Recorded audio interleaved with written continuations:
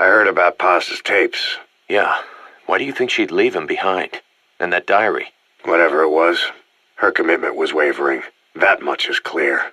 So she was leaving clues to help us? No way to know for sure. And the ocean's not giving her back.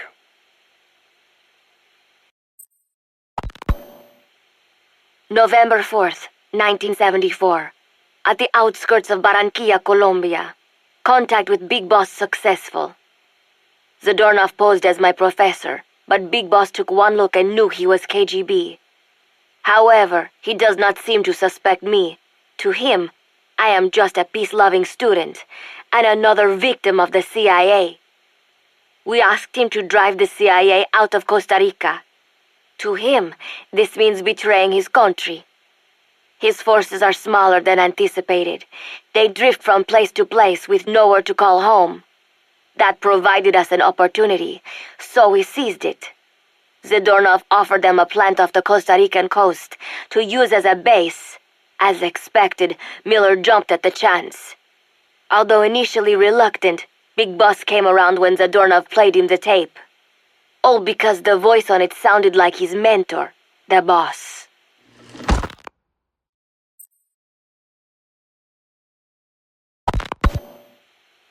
Naked Snake, the man who once saved the world from the brink of nuclear war. Awarded the title of Big Boss for his service. He later became a mercenary, abandoning both his title and his country.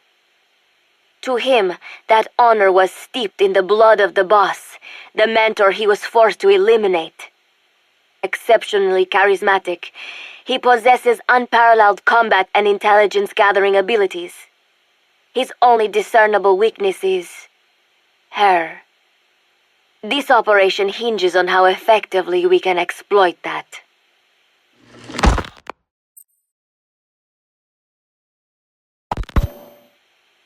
Kazuhira Miller is Big Boss's lieutenant. Half Japanese, half American, he once served in Japan's self-defense force. Though he and Snake first met as enemies, they discovered a common bond and together built their private army, with Miller directing business and administrative affairs. He comes off as shallow, but his true intent is hard to read. I must be careful. All that is clear is his infatuation with Big Boss.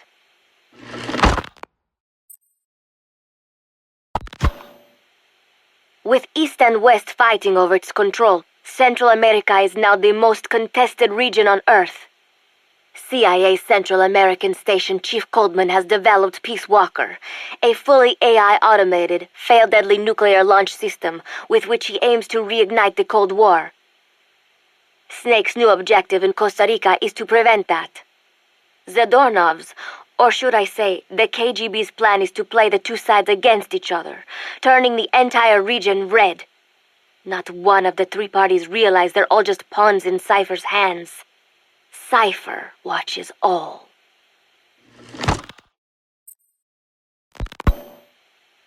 Mother Base has developed rapidly since being established in the Caribbean Sea. They recruit more personnel daily, and already their mercenary services are turning a profit. Big Boss's leadership and charisma, and Miller's business acumen drive this impressive growth. Furthermore, joining forces with a faction of the FSLN has expanded their power even more. They have even commenced their own weapons development program. All is proceeding according to Cipher's will. I could not be more pleased.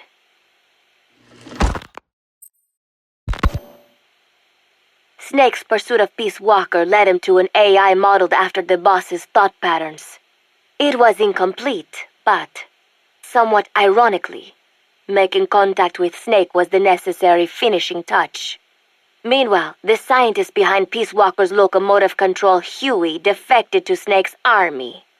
His presence has greatly accelerated weapons development at Mother Base.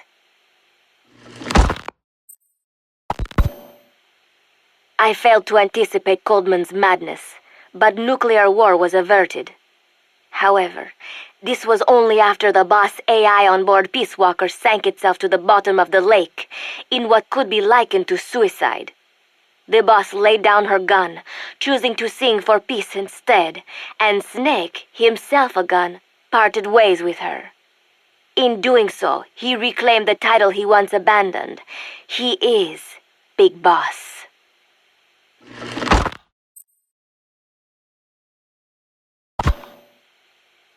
Zadornov has been detained. Since this leaves my cover identity without a guardian, the Mother Base staff has taken me in. I am now better placed than ever to monitor their internal affairs. Everything continues to unfold according to plan. The developer of the boss AI, Dr. Strangelove, has also come to Mother Base. With her and Huey's expertise, they can now develop a weapon capable of matching Peace Walker.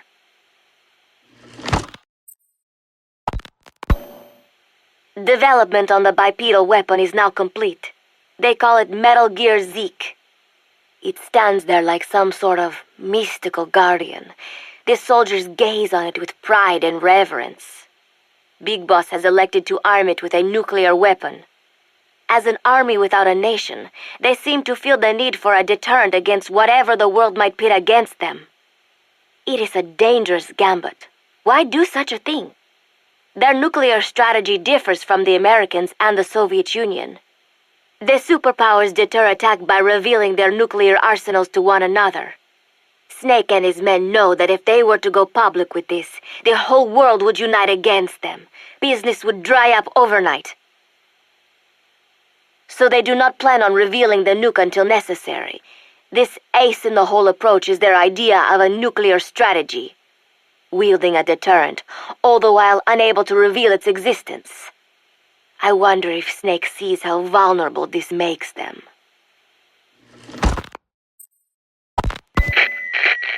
Yes. Hijack Zeke? Yes, I did indicate that to be our leverage. But I cannot imagine his agreeing to that now. But did you not raise them to safeguard your governance without borders? No.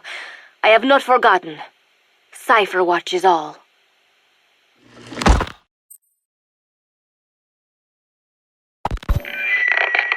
Yes, things are proceeding, but modifying Zeke has not proven easy.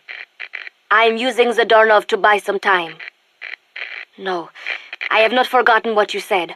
However, well, forgive me for asking, but this is you I am speaking to, isn't it, Cipher? I will fight Big Boss. The world must be ruled by a single will. To defy Cipher is a fate worse than death.